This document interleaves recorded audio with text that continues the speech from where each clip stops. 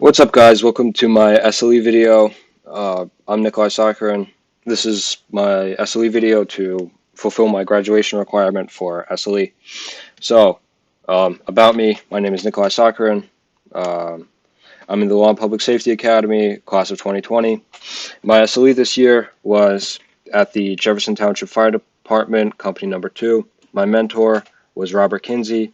My mentor's title in 2019, which is when I started, was Chief. So a timeline of my role was from September 2019 to February 2020. I was a junior firefighter. I had some minor responsibilities and the ability to respond to most calls.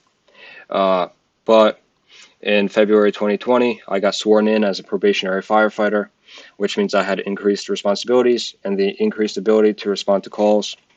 And so here's a picture of me getting sworn in at the town council meeting in Jefferson. On the left is me. That's me. That's Nikolai. To my right is the current chief, Chief Lou, and on the far right is Mayor Will Susan, Mayor of Jefferson Township. So my role. Let's talk about my role. Pretty much I participated in bi-weekly fire company-wide meetings, participated in bi-weekly drills and monthly training exercises. I responded to calls such as fires, car accidents, smoke detectors, etc. I participated in the maintenance of the firehouse also. Okay, so what did I do at the fire department? How often did I go? Every Wednesday I would go to a meeting or drill. They were every other week. We had a meeting or drill. And once a month on Sundays, I would participate in a practice exercise, and throughout the week, I would go to calls as needed. And I had extra hours during holiday season for community outreach, where, it was pretty much, we had, for the holiday season, we had an extra thing. So, summary of tasks. On standard calls, I would respond to the firehouse, and then from there, a decision would be made whether I or other people would respond to the scene, depending on any updates that we receive, how many people we have at the firehouse, how many drivers we have at the firehouse, and how many trucks are available. Drills and training exercises. Examples of drills and training exercises. I'm going to keep this short to keep my video short, but I attended a class for forced entry of residences, how to break locks pretty much, so we can enter a residence if we don't have a clear, like an open path of entry. And I learned the operation of power tools. I learned the operation of hydraulic rescue tools, such as Jaws of Life. That was a fun exercise. We cut open a car, and So I learned about the operation of SCBA equipment, which is to the right. You can see SCBA equipment, self-contained breathing apparatus. It's the equipment that firefighters use to enter into a house where the air isn't clear because of carbon monoxide, smoke, leaking gas, any other reason why we wouldn't be able to breathe. So my future plans, I will be attending the NJIT Newark College of Engineering, class of 2024. I will be studying civil engineering. And career-ready practices. So CRP 11, use technology to enhance productivity. I used Excel to track my SLE hours.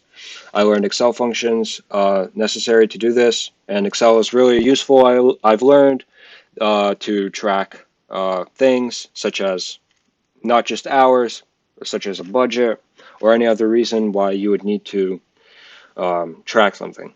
So, or any other data that you might have. So I still have a lot of ways to go with Excel. I need to learn it better. But another technology I use to enhance productivity would be an app called Active 911, and I'm going to talk about that later. But for now, CRP1, act as a responsible and contributing citizen and employee. So the volunteer fire department is a vital resource for small towns. Many communities around America rely on volunteers to provide necessary services to communities, and volunteering has given me a new perspective on things I could do to better serve my community. Volunteering at the fire department has allowed me to have a positive impact on my community and the people living in it. And I've learned, because of volunteering, that it's really fun and it's useful for communities, so I will continue to volunteer at the fire department continue improving upon this standard. And with more experience, I will get better at interacting with the public and being more beneficial to the public while responding to calls. So CRP 10, plan education, career paths aligned to personal goals. So in terms of education, obviously I'm going to be attending NJIT for civil engineering, and volunteering at the fire department has helped me to make that decision to pursue civil engineering, because I've seen how infrastructure that civil engineers designed can save lives, how every single aspect of our lives is impacted by civil engineers. And another education thing is that I will be attending the Morris County Fire Academy this summer. I'll be trying to get certified in the Firefighter 1 course, so that I can continue volunteering. And it's a great certification, I think. Maybe employers will see it, and yeah, maybe it'll be a benefit for them also. So CTE standards. 9.3.LW-EFM.3 utilize up-to-date technology, equipment, and applications to facilitate the management of emergency and fire management situations. So for this, I use an app called Active 911. It's an app used throughout my department and throughout many firefighting departments.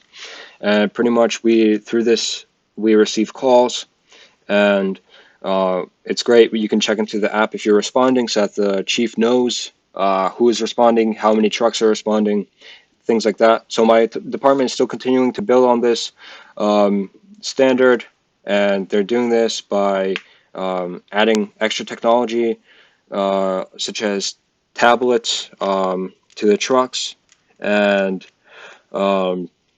yeah, and we're increasing the integration of this app on calls. And so I've been able to see how on a call the chief can appropriate necessary resources through the app. I can see, like, when we're responding to a call, the chief can, for example, tell a truck to go somewhere to block a road, or have the people do something else like direct traffic. And so 9.3.LW-EFM.7 describe the legal, regulatory, and organizational guidelines governing emergency and fire management services. So at the Jefferson Township Fire Department, Company Number 2, we have some positions like chief, assistant chief, captain, lieutenant, second lieutenant, engineer, as well as secretary, and as well as 5 trustees. And pretty much everything, with the exception of trustees, can get elected every year. And yeah, through sitting in meetings, I've learned about how the election process works, like what in the bylaws, what each person that's running needs to fulfill to be able to run, and how they can be elected into that position. So 9.3.LW-EFM.5 execute safety procedures and protocols associated with local, state, and federal regulations. I'll try to keep this short, but pretty much at a car accident that I remember very clearly, it was on Christmas Eve. I remember when arriving there, we had to put on latex gloves underneath our normal firefighting gloves, because it's a car accident and you don't know when you're arriving onto the scene whether there might be injured people, that there might be blood on certain things, which can lead to bloodborne pathogens, which is a safety procedure or protocol that we have to do. I'm not sure whether it's local, state, or federal, but it's definitely useful. And yeah, I definitely have a lot more to learn in this regard, and that I will be learning about it in fire school. So yeah. So takeaways for the future. Volunteering has unique benefits. It's really a great resource for networking and to get a sense of community and to help your community. And sometimes a small change can make a big difference. Simple actions can have a big impact. A small time commitment can contribute to accomplishing a bigger goal. You can see this on the example of a fire department where people, there's probably maybe like 50 members, and if each member takes a certain, like a couple hours a week to contribute, then we can service the entire region and make sure everyone's safe. So another takeaway, which relates to my future career, is that civil engineering saves lives. This might be obvious, but like, we use structures and roadways and infrastructure that are designed by civil engineers, and there are a lot of things necessary to save lives in these structures and other things that civil engineers design. So advice for rising seniors would be to find an internship you will enjoy, because this will give you a really good look into your career, like what career that you're choosing or whatever. And so be productive with getting hours.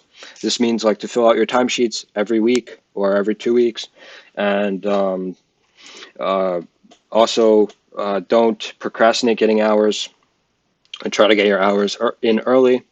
And also don't overlook unpaid internships, because you can still get a great experience there. Even like it might be tempting to only look for paid internships because it seems like 120 hours is a lot of time, and it would be great to earn money during that time.